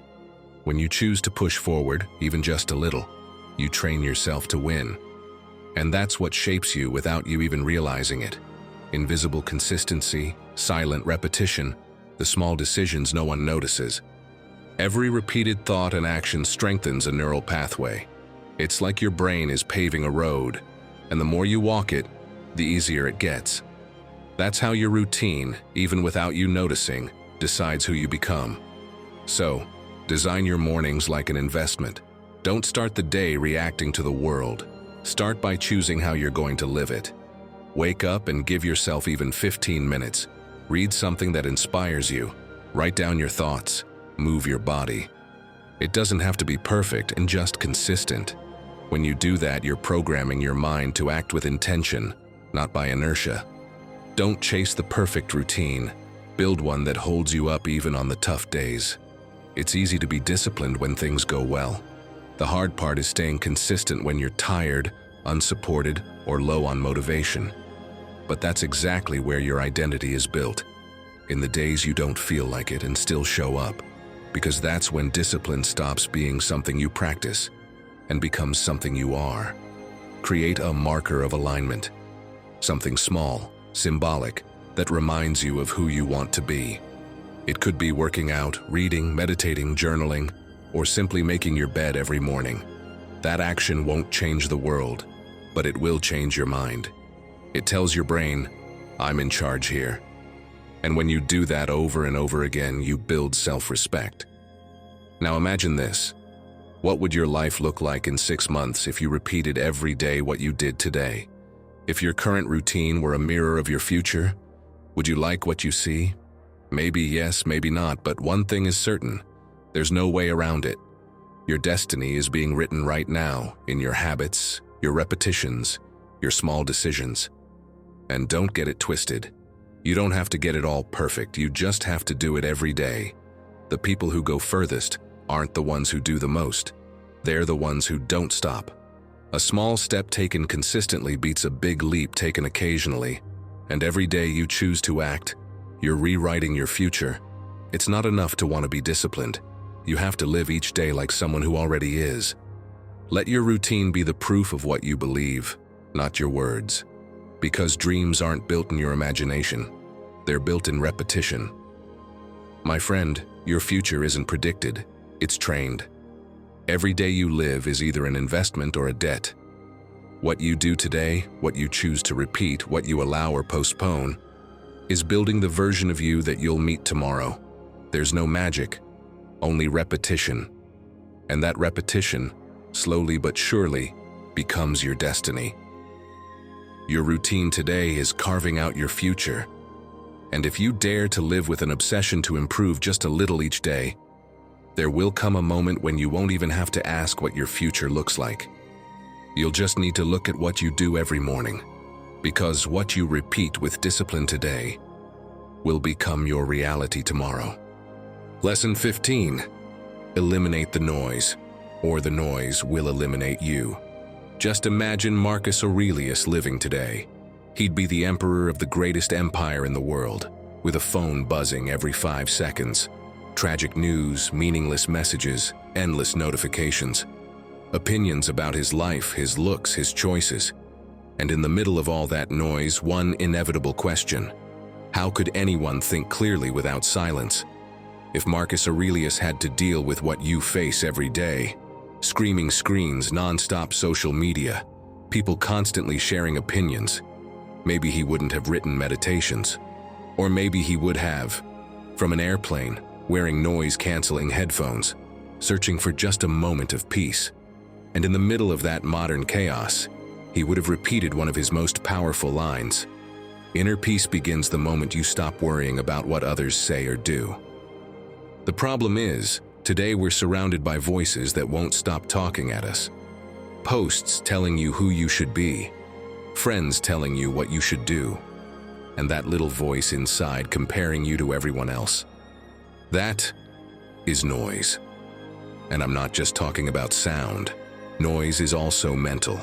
Thoughts that won't let you rest. Worries you repeat over and over. Distractions pulling you away from what really matters. And no, my friend, noise doesn't always shout. Sometimes it's disguised as small things. A quick, I'll just check my phone real quick. A let me just reply to this message. But before you know it, 2 hours are gone, and nothing important got done. You don't lack time. You're drowning in noise. Picture this. You're working on something that really matters. A project, a shift in your life. And just as you hit that zone of focus, ping, a notification. You look. You lose the thread. It takes you 20 minutes to get back in the zone. That's not just distraction, it's an energy leak. And when it happens several times a day, the outcome is obvious. You end the day exhausted, but you haven't moved forward. Marcus Aurelius found peace by writing each night for himself, reviewing his thoughts, creating mental order. He didn't need outer silence because he had trained himself to find silence within. That's the true Stoic strength. Not controlling the world, but controlling your attention. Think about it. Noise is the invisible enemy of discipline, because to be consistent, you need direction. And you can't have direction if your mind is scattered in 100 different directions. The Stoics chased clarity, and clarity only grows in silence. Try it. Turn off your notifications, close the door. Sit with yourself for 5 minutes, doing nothing. At first, it'll feel uncomfortable, like your mind is begging for something to distract it. But if you hold through that urge, you'll begin to feel something else. Your breath slows down, your thoughts line up, your mind clears. That is power. Do a mental cleanse. Mute what doesn't serve you. You don't need to know what's happening everywhere. You don't need to have an opinion on everything.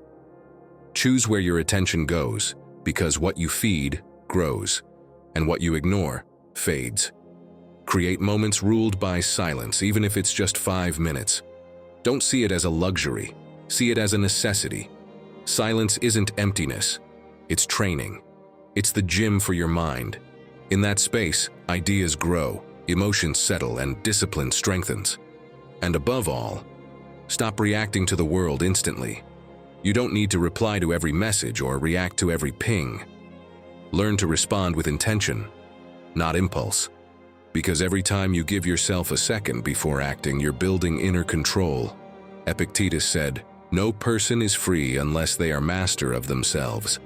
And being your own master also means being master of your attention. In a world constantly trying to steal it, staying focused is an act of rebellion. Noise doesn't just distract you, it numbs you. It steals your clarity, your energy, your connection with yourself. It makes you forget what truly matters. But when you become obsessed with protecting your attention, when discipline becomes your shield against the chaos, you realize silence isn't boring. It's freedom. My friend, it's not enough to silence the noise around you. You have to quiet the noise within, that voice that doubts, compares, and pulls you away from your purpose. Train yourself to eliminate what doesn't serve you, and you'll watch everything that does begin to grow. Because in a world where everyone's making noise, silence becomes your advantage. The mind that can stay still can do anything. Now go. Make your declaration of war against the noise. Write it in the comments as a reminder to yourself. From today on, I protect my peace. Lesson 16. Only reward yourself when you've earned it. You know that feeling. Giving yourself a reward when, deep down, you haven't earned it? David knew it well. He used to do it all the time until one day he got tired of celebrating progress that didn't exist. David wanted to be a musician.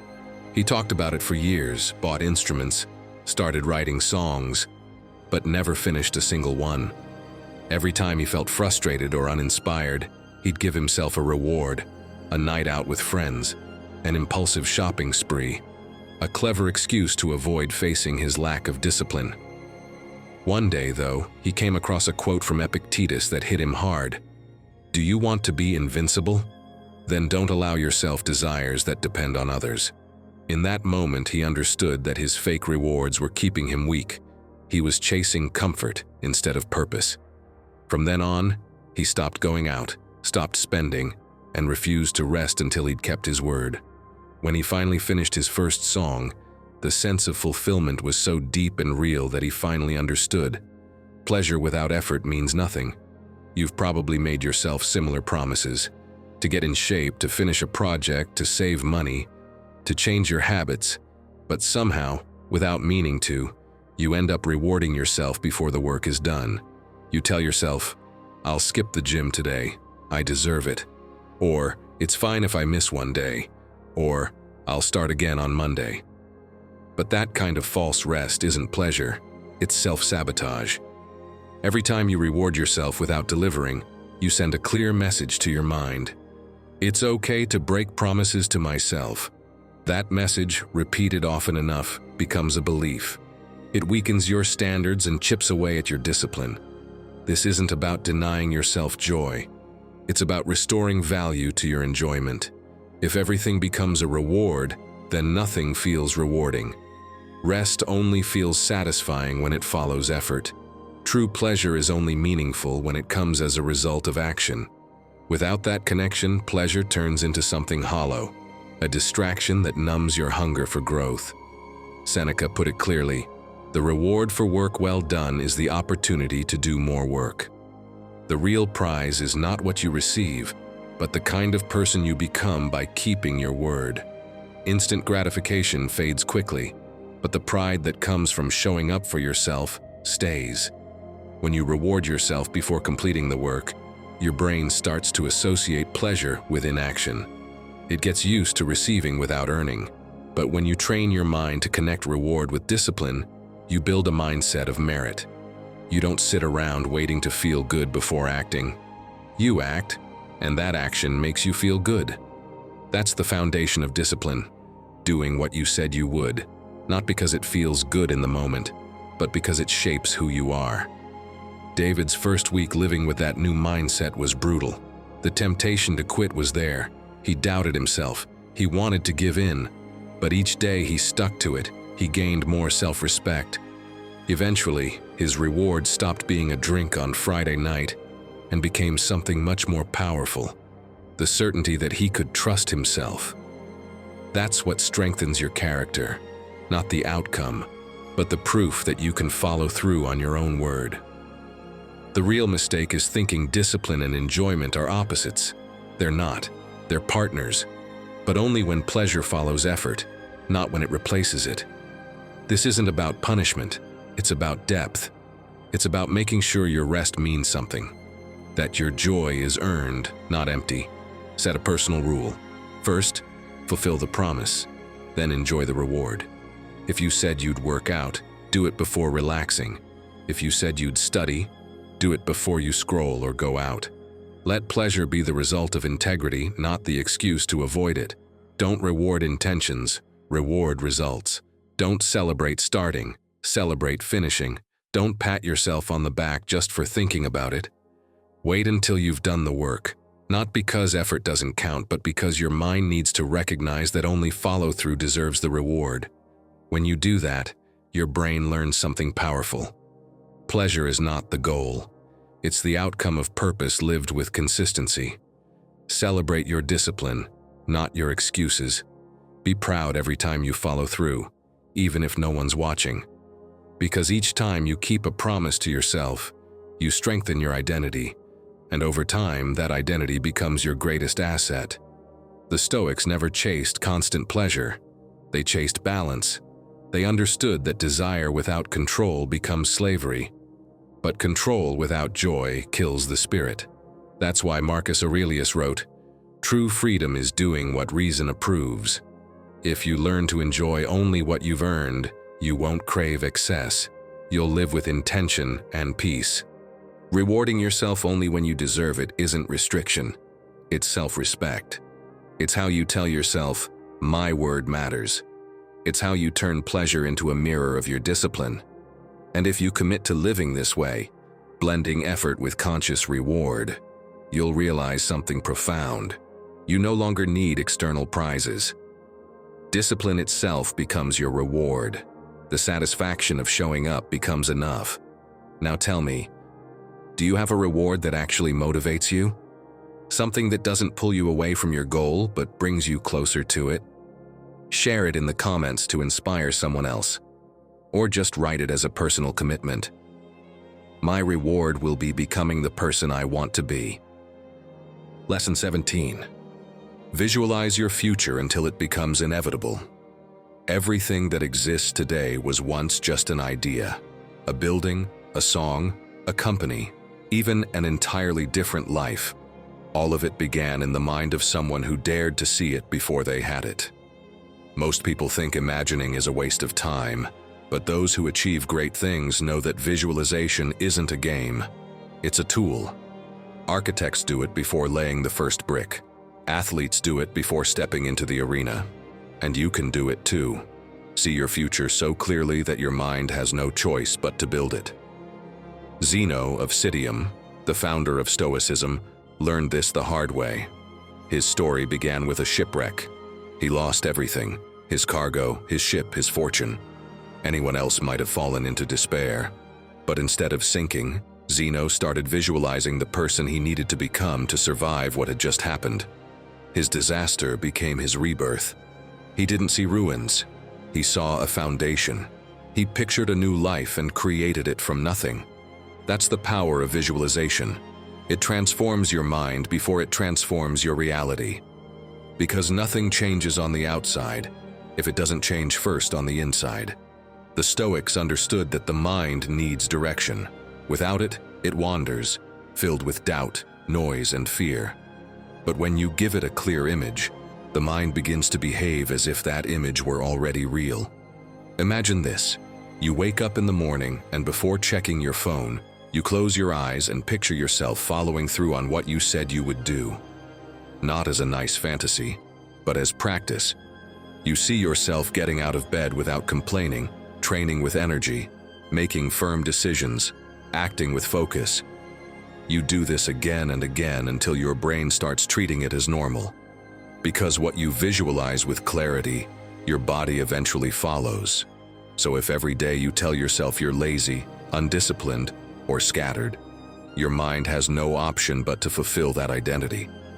But if every morning you visualize yourself as someone consistent, steady, and committed, you begin to act like that person. It's not magic, it's mental training. Over time, your mind accepts what you repeatedly show it. Marcus Aurelius practiced this too. Each night, he would review his day, reflect on what went well, and identify what needed improvement. Then, each morning, before facing the world, he mentally prepared for the challenges ahead. He didn't imagine a perfect day. He imagined himself being strong in the face of difficulty. That's how he built his calm. Visualization isn't about fantasizing about a flawless life. It's about preparing for the real one. It's rehearsing your discipline before it's tested. Because when your mind has already walked the path 1,000 times, your body simply follows the plan. It's time to reprogram your mind with emotion and intention. It's not enough to think it. You have to feel it. Every morning before your day begins, take a few minutes to see yourself acting like the person who's obsessed with becoming better each day. Don't just imagine the results, imagine the process. Picture yourself getting up with purpose, choosing to keep going when others quit, staying focused even when no one's watching. That daily practice trains your mind to respond with action, not hesitation, and turns discipline into your natural state. Create a vivid image of your best self. Not an empty ideal, a detailed, realistic version. How does that version walk? How do they recover from a setback? How do they stay calm when others lose control? Use that image as your compass, then repeat it every day until it becomes inevitable. Until your brain, without even realizing it, starts to look for choices that bring you closer to that vision. Because your brain doesn't know the difference between what you imagine and what you live. It simply follows the signals you give it.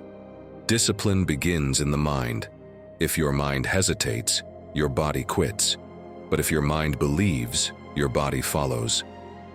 This isn't about dreaming of a different life. It's about rehearsing your new identity until there's no going back. Zeno lost everything and used it to visualize his future. You don't need a shipwreck. You just need to decide who you're going to be and see yourself as that person every single day until there's no more room for the old you. Remember this: what you see with clarity, you bring into reality. So stop imagining a distant future and start training your mind to act like it's already here. Visualize your discipline. Visualize your focus. Visualize your strength. Repeat it until it becomes inevitable. And if you feel like there's a stronger version of yourself that hasn't fully emerged yet, stay with me a little longer. In the next video, I'll show you how to keep forging that mindset. The one that doesn't give up, doesn't doubt, and doesn't wait for motivation to take action. Click now and keep building the fire that started to awaken in you today. Lesson 18. Greatness is forged when no one is watching. Picture a night in Rome. Seneca, one of the most powerful men in the empire, is in his villa. But he's not hosting banquets, surrounded by servants, or giving in to the luxury around him. That night he sleeps on the floor wrapped in a simple blanket and eats only bread and water. Not out of necessity, by choice. It's a form of training. a way to remind himself that comfort doesn't control him, that abundance hasn't made him soft. While the rest of the world chases pleasure, he chooses simplicity. In silence, away from the crowd, he tempers his spirit. At dawn, he rises without urgency, but with purpose. Sometimes he meditates. Other times he mentally reviews the previous day. When he acted wisely, when he lost control, what emotions still need mastering. Or he studies the Greek philosophers, not to quote them, but to live their words. That was his true training, not to learn for the sake of knowledge, but to become what he studied. Seneca understood that character isn't built in grand speeches or public praise. It's shaped in solitude, in the invisible acts that no one claps for. He once said, "True happiness is to enjoy the present without anxious dependence on the future." And that calm everyone admired wasn't something he was born with. It was the result of years of inner discipline, of practicing control even when no one was watching. And that, my friend, is the essence of greatness. What you do in silence is what shows when the noise finally comes. Many people only give their best when someone is looking, when there's pressure or recognition. But strong souls are trained in private. It's that quiet consistency, repeated day after day, that builds your character and prepares you for any storm. Think about your own life. No one applauds you for choosing to read instead of scrolling. No one congratulates you for saying no to distractions. No one sees the small decisions you make each day. But that's where transformation begins, in that quiet space where no one is watching and no one is cheering you on. Seneca practiced self-control even in the ordinary. When he felt anger, he studied it before acting. When temptation appeared, he analyzed it with calm. His discipline wasn't punishment, it was freedom. He knew that the person who controls himself can't be controlled by anything else. That's the real obsession with growth. Training yourself to stay strong even when no one's demanding it from you. Making discipline your refuge, not a burden. It's not enough to be disciplined when it's easy. You need to be disciplined when no one is watching, when no one will ever know. That's the difference between wanting to change and being truly obsessed with becoming better. Don't chase validation. Chase alignment. The world might fall for appearances, but you know when you're letting yourself down. And every time you follow through, even when no one sees it, you're building something more valuable than praise, self-respect. Every small, silent act prepares you for the hard days, when you're tired, when motivation's gone, when no one's pushing you. In those moments, habit takes over. Discipline becomes your default, not your struggle. And that only happens through invisible practice, the moments when you keep going without applause. Seneca didn't need an audience. His training was internal. And that, my friend, is exactly what you should strive to build. A mind so well trained that it stays steady even when everything around you falls apart. A will so strong that it doesn't need approval, recognition, or perfect conditions to show up. Learn to enjoy progress without recognition. Build in silence. Strengthen your mind when no one is asking you for results. Because it's in that quiet space where what the world later calls talent, luck, or success is actually born. What it really is quiet consistency. Every time you choose the hard path without telling anyone, you're building your inner strength. Every time you do the right thing without expecting praise, you're laying the foundation of your greatness. Next time you feel like your effort is going unnoticed, remember Seneca sleeping on the floor, eating bread and water, disciplining his body and mind in private. He didn't do it to prove anything. He did it to make sure he could endure anything. Greatness isn't born in the spotlight. It's born in stillness, in those silent days when you choose to keep going. In those moments where you could quit, but stay the course. Because real power doesn't need to be seen. It just needs to be practiced. And maybe that's what you've been missing. Not more strength, just more obsession. Because when you're truly obsessed with growth, discipline stops being a burden and becomes your identity. And what comes next is the moment everything finally clicks into place. Lesson 19. Make discipline your philosophy of life. Imagine living each day with that kind of clarity, where every decision passes through a simple filter. Does this bring me closer to who I want to become, or does it take me further away? If it brings you closer, you do it. If it pulls you away, you don't.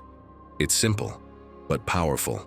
That's how the Stoics lived, with an internal compass guided not by how they felt each day, but by an unwavering commitment to their purpose. That exact mindset was what guided Epictetus, a man born without freedom, yet who became one of the clearest teachers of what it means to be truly free. He didn't speak from privilege. He spoke from trial, from hardship, from lived experience. While others tried to control the world around them, Epictetus made a different choice, to control himself. And in that choice, he found his strength. His entire life was proof that discipline doesn't need a stage, it just needs will. In his small school in Nicopolis, walking with a limp, he taught his students that you don't get to choose what happens to you, but you always get to choose how to respond. He had no power, no wealth, no comfort, but he had something no one could take away: control over himself. And that control, my friend, is the highest freedom a human being can achieve. Because when you stop depending on motivation, on recognition, or on outcomes, you become unstoppable. Discipline stops feeling like a sacrifice. It becomes the natural rhythm of your life. Today, in a world full of noise, empty rewards, and broken promises, thinking like Epictetus is almost an act of rebellion. While others chase shortcuts, you choose the long road. While others give up at the first discomfort, you stay the course. That's real strength, doing what you said you'd do, whether someone's watching or not, whether it's easy or painful. Use discipline as your filter. If something doesn't bring you closer to your purpose, cut it out. Let your habits speak for you. Don't chase motivation, chase meaning.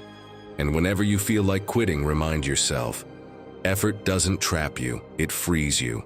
This obsession with improvement isn't madness, it's clarity. It's choosing yourself every day, even if no one understands it. It's getting up when you could stay in bed. It's staying quiet when you could complain. It's moving forward when you could stop. That kind of obsession shapes your character. It separates you from the rest. It turns you into someone unshakable. Epictetus understood this deeply. He didn't need temples, crowds, or wealth.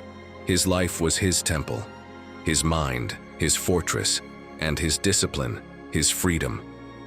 That's why his teachings haven't aged, because they still speak to anyone who's tired of making excuses and finally ready to build themselves for real. When you make discipline your philosophy, you no longer need to prove anything. You don't compete, you don't pretend, you don't doubt, you just do. You live with purpose, choose with intention, and move with certainty. Because you're no longer someone trying to change. You've become someone who has decided who they are. And on that day, when discipline stops being a struggle and becomes your identity, you'll understand what the Stoics repeated over and over: that real freedom isn't doing whatever you want. It's being the person you said you would be. Because once you've mastered yourself, there's nothing left to fear. And once you're obsessed with becoming better each day, you become unstoppable. So, my friend, before you close your eyes tonight, do one last thing. Look back on your day, not with guilt, but with commitment. Think of one single decision that brought you, even just a little, closer to the person you want to become. That small victory is worth more than any excuse, because every night can be an ending or a new beginning. And if you choose to sleep with purpose tonight, you'll wake up with clarity tomorrow. You don't need anyone to motivate you. You just need to decide that it's time to take yourself seriously, that your word means something, that you're not here to try, you're here to do. Because discipline isn't punishment, it's a choice. And when that choice becomes part of who you are, when you can't go a day without moving forward, that's when everything changes. If you've made it this far, write in the comments, "I'm obsessed with becoming better." Before you drift off tonight, let these words settle in your mind. Discipline doesn't end when the day does. It follows you into your rest. Because even in silence, your mind is still learning, still rebuilding, still preparing you for what's next. So as you fall asleep, remember this: growth doesn't stop when you close your eyes. It continues, quietly, patiently, shaping the person you'll wake up as tomorrow. Reaching the end of this video is no accident. It means something in you wants to grow, and that already sets you apart from most. Subscribe and share this video with someone who needs it. That simple gesture helps us keep spreading this message of growth. On screen, you'll find a playlist to go even deeper. Click and let's keep learning together.